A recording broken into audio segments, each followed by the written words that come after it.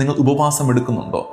ഉത്തരം യെസ് എന്നാണെങ്കിൽ അടുത്തത് പ്രൂവ് ഇറ്റ്, തെളിയിക്കൂ. Prove it by your work. നിങ്ങൾ ഉപവാസം എടുക്കുന്നുണ്ടെങ്കിൽ നിങ്ങളുടെ പ്രവർത്തികൾ കൊണ്ട് അത് തെളിയിക്കാൻ ഉപവാസം എടുക്കേണ്ടത് നിങ്ങളുടെ അധരത്തിനാണ്. ഫൗൾ വേർഡ്സിൽ നിന്ന്, മോശം വാക്കുകൾ പറയുന്നതിൽ നിന്ന് നിങ്ങളുടെ അധരങ്ങൾക്ക് ഉപവാസം എടുക്കുക.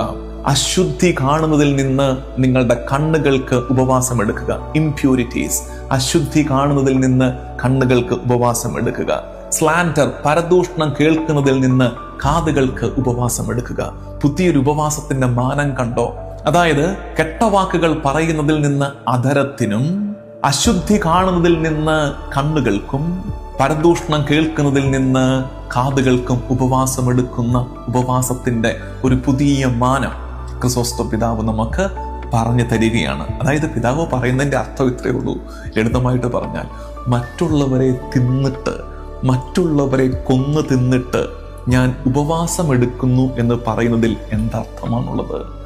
മറ്റുള്ളവരെ കൊന്നു തിന്നിട്ട് ഞാൻ ഭക്ഷണം കഴിക്കുന്നില്ല, ഞാൻ ഇറച്ചി കഴിക്കുന്നില്ല, ഞാൻ മീൻ കഴിക്കുന്നില്ല എന്ന് പറയുന്നതിൽ എന്ത് മേന്മയാണുള്ളത്?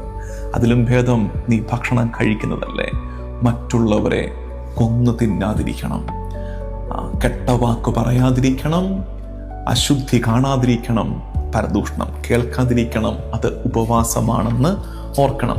എന്തൊക്കെയാണ് നമുക്ക് ഉപവാസം എടുക്കാൻ പറ്റുന്നത്? ഇപ്പം എല്ലാവർക്കും ചിലപ്പോൾ ഈ മരുന്ന് കഴിക്കുന്നവർക്ക് അല്ലെങ്കിൽ അങ്ങനെ ആരോഗ്യ ക്ലേശം അനുഭവിക്കുന്നവർക്ക് ഭക്ഷണത്തിൻ്റെ ഉപവാസം എടുക്കാൻ പറ്റണമെന്നില്ല. ടൈം ഫാസ്റ്റിംഗ്, സമയത്തിന് ഫാസ്റ്റിംഗ് എടുക്കാം, ഉപവാസം എടുക്കാം. അതെങ്ങനെയാണ്? സൈലൻസിലിരിക്കണം. സൈലൻസിലിരിക്കുമ്പോൾ, സമയം ബാക്കി തിരക്കിനൊക്കെ ഒന്ന് മാറിയിരിക്കുമ്പോൾ നമ്മൾ സമയത്തിന് ഉപവാസം എടുക്കുകയാണെന്ന് ഓർക്കണം. ഡിസയർ ഫാസ്റ്റിംഗ്, എൻ്റെ ആഗ്രഹങ്ങൾക്ക് ഞാൻ ഉപവാസം എടുക്കുന്നു. അതിൽ പ്രധാനമായിട്ട് കോപിക്കാൻ ഭയങ്കര ആഗ്രഹം, ഉപവാസം എടുക്കുകയാണ്. ഗോസിപ്പിംഗ്, രണ്ട് കുറ്റം പറയാൻ ഭയങ്കര ആഗ്രഹമാണ്, പക്ഷെ ഉപവാസം എടുക്കുകയാണ്. ഡിസയർ ഫാസ്റ്റിംഗ്, ഉപവാസം എടുക്കുന്ന ദിവസങ്ങളിൽ കേവലം പട്ടിണി കിടന്നാൽ പോരാ, പ്രാർത്ഥന വേണം. 2, സ്ക്രിപ്ചർ വായിക്കണം, ബൈബിൾ വായിക്കണം. ഉപവാസം എടുക്കുന്ന ദിവസം അല്പനേരം, അധികം നേരം ബൈബിൾ വായനയ്ക്ക് വേണ്ടി മാറ്റിവെക്കണം. ഉപവാസം എടുക്കുമ്പോഴൊക്കെ ചെറുത് മതി, എന്നാൽ ഒരു ചാരിറ്റി ചെയ്യണം.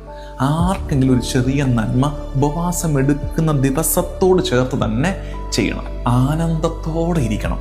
ചില ചേച്ചിമാരൊക്കെ ഉപവാസം എടുക്കുമ്പോൾ ചേട്ടന് വീട്ടിലോട്ട് തിരിച്ചു കയറാൻ പേടിയാണ്. കാരണം ചേട്ടൻ എന്ത് അങ്ങോട്ടും ഇങ്ങോട്ടും മാറ്റി വെച്ചാലും ചേച്ചി ദേഷ്യമാണ്. മനുഷ്യ, ഞാൻ രാവിലെ തൊട്ട് ഒന്നും കഴിച്ചിട്ടില്ല. അപ്പൊ ചേട്ടന് പറയുന്നു, വല്ലയിടത്ത് കഴിക്കടി, എന്തിനാടി?